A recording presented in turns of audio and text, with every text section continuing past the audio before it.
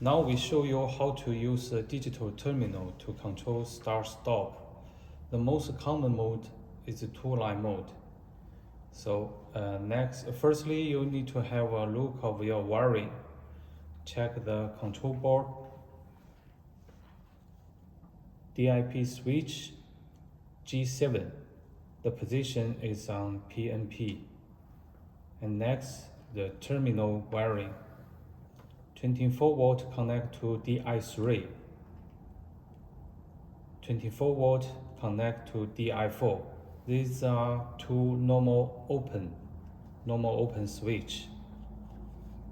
And then set the parameter, two-line mode, F208 equal to 1.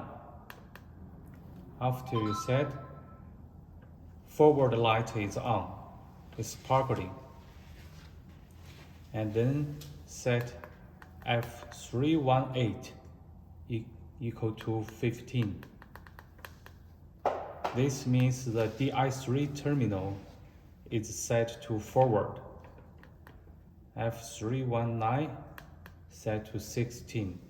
It means DI4 terminal is set to backward. Then we can run the drive. Close DI3, then the motor is running. The run light and the forward light is on. So if you want to run to the backward, firstly switch off DI3, and after the drive is stopped, and close DI4. The motor is run backward, forward light is off, run light is on. And then switch off DI4.